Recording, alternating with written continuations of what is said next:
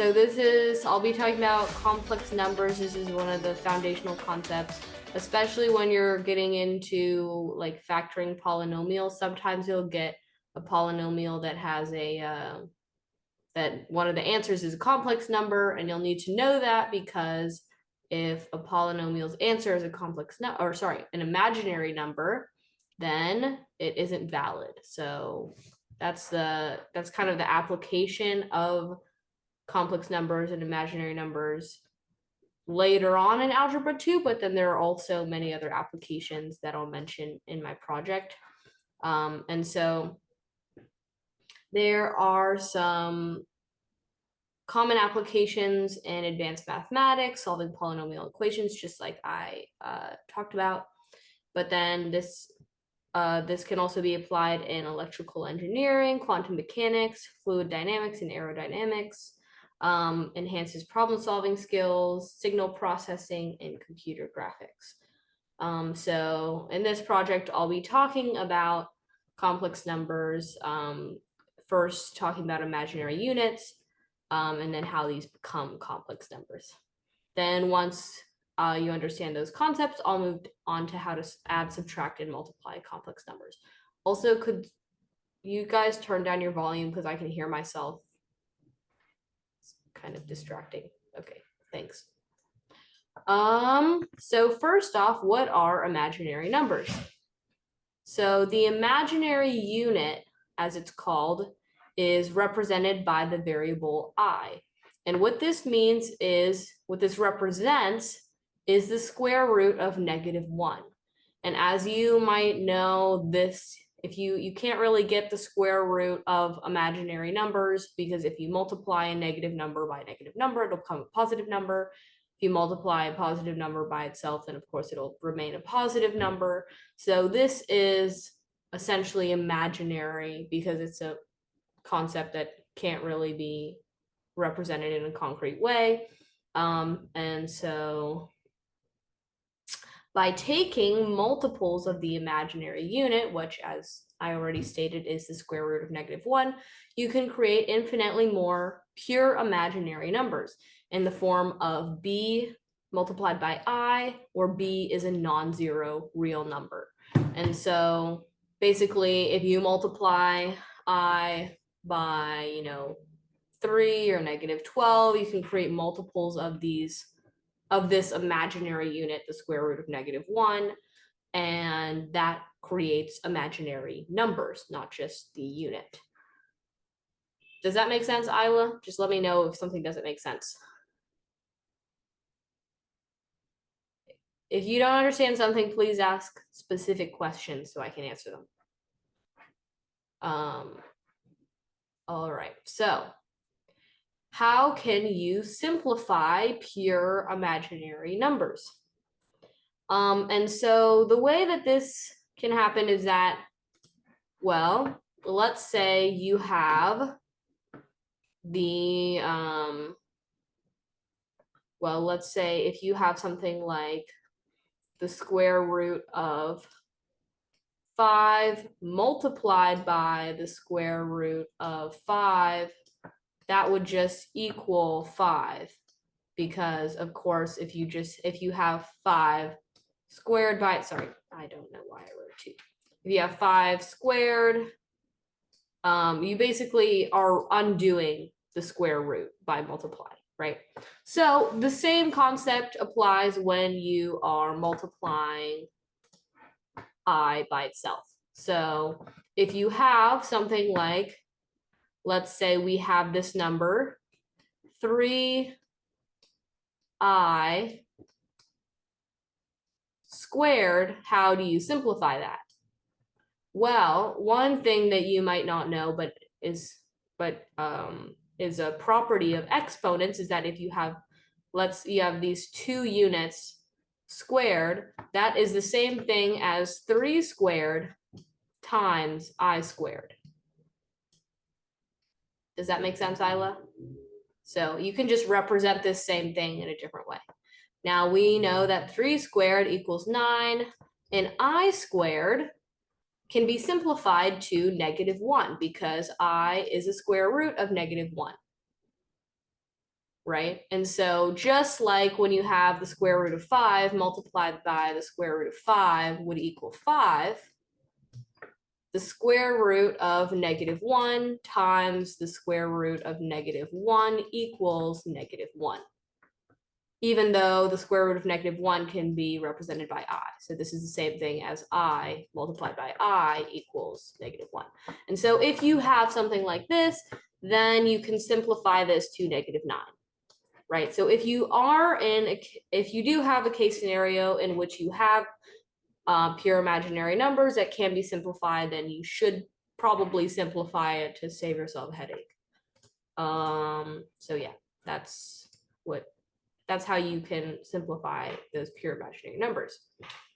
So the next thing is representing imaginary numbers.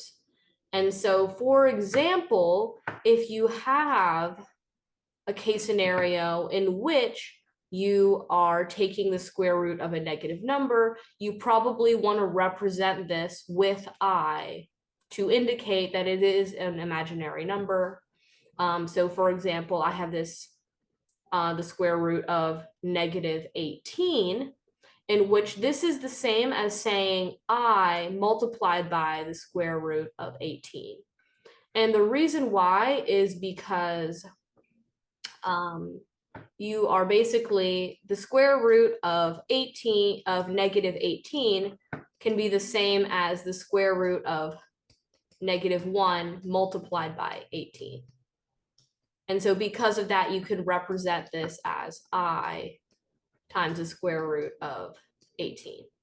So this is just a way you can represent a number like this, which is imaginary because you can't really get the square root of a negative number, and indicate that it is an imaginary number using the variable I.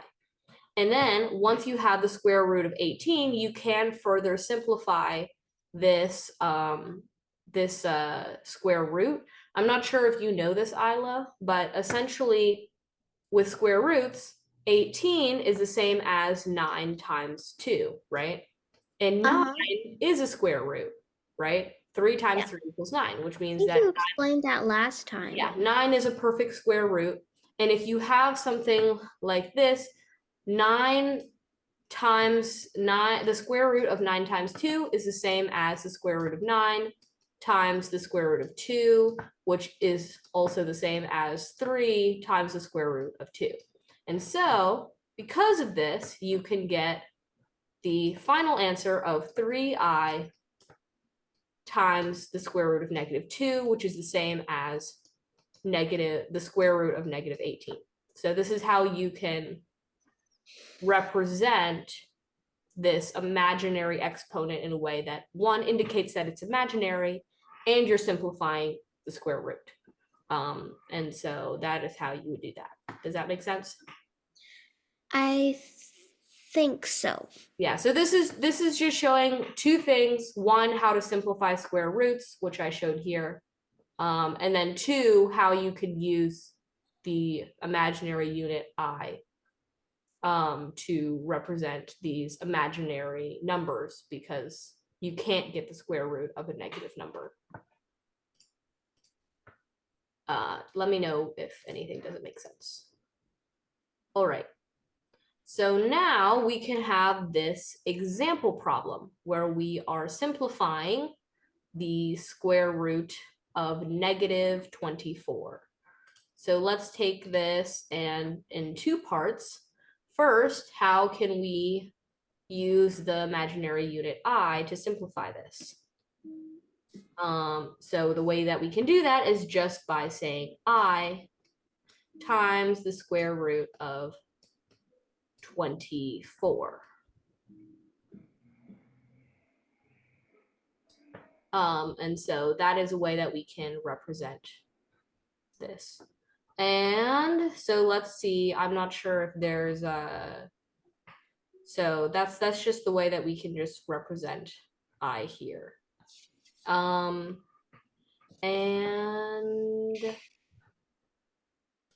I forget if there's a way that it's a 4 times 6, so there's a square. Yes, right. 2. Right.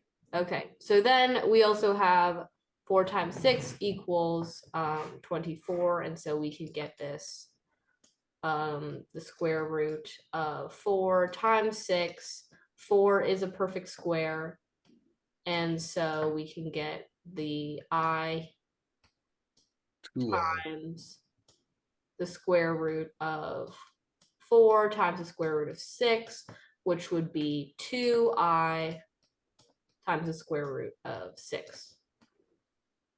You are very talented. You can write on with that. Yeah, it's pencil. very hard to write with mouse, but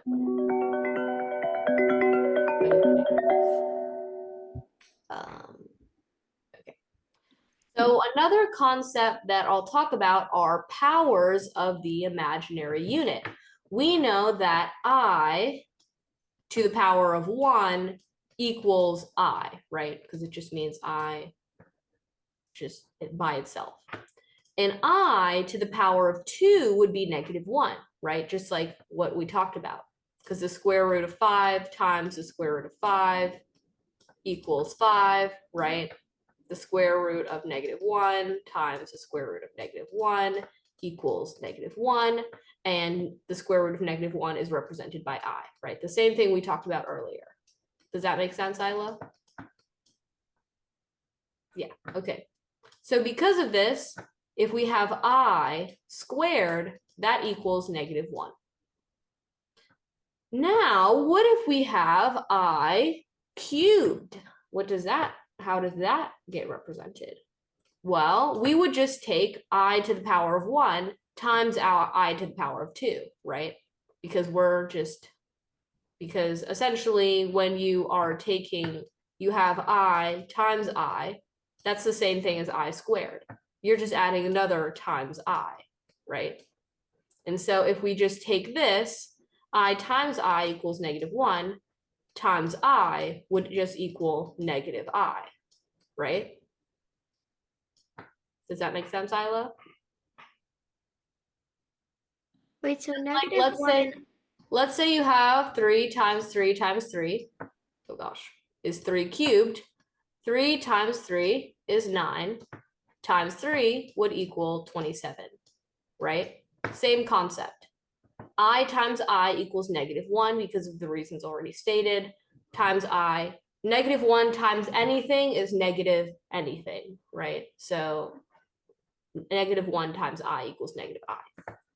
And so because of that, we now know that if I cubed will equal -I.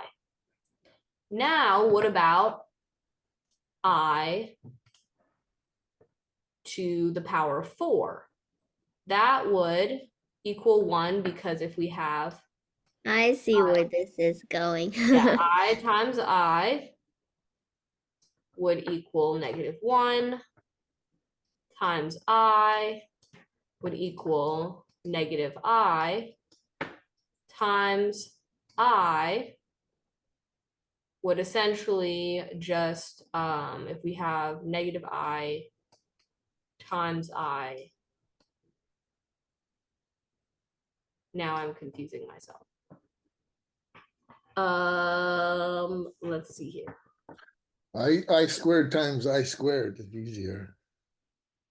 Because Sumay, you have a I times Right. I is -1, so negative Right, -1. one.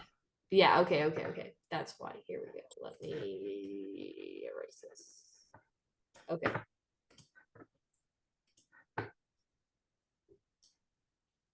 So I times I equals -1 times I times I, which equals -1. -1 times -1 equals 1. Does that make sense, Iowa? We have I cubed is equal to, because I times I equals -1 because I equals the square root of -1. And we have 2 of these, right? So if we just take, then that would equal -1 times -1 equals 1.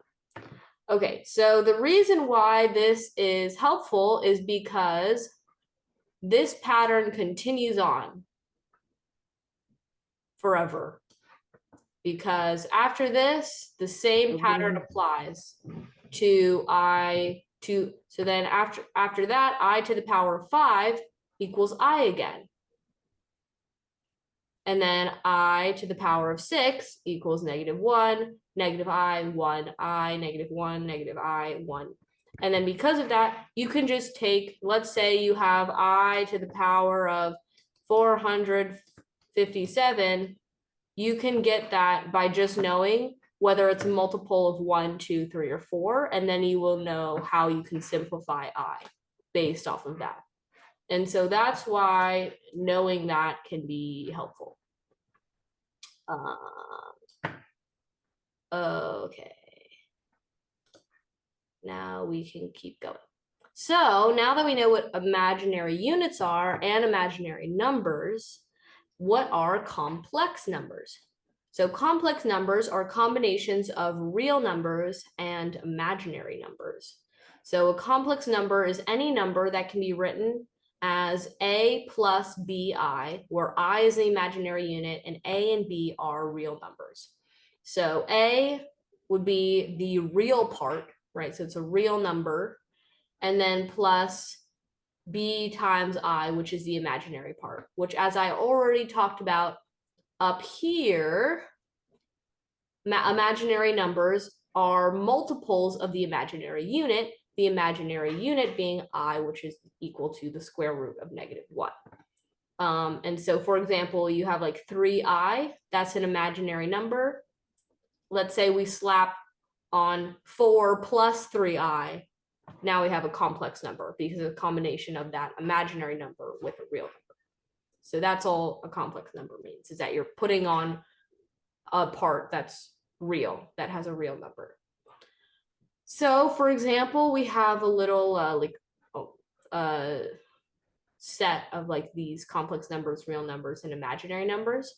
So we have complex numbers 4 plus 2i, -3, minus the square root of 5 times I. These are just examples of complex numbers. And you have real numbers and then imaginary numbers.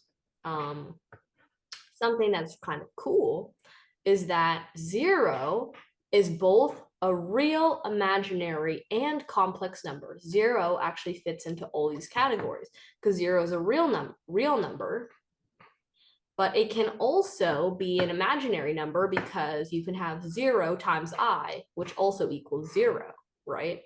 And so technically that can also be considered an imaginary number, and 0 plus 0i is also in the format of a complex number.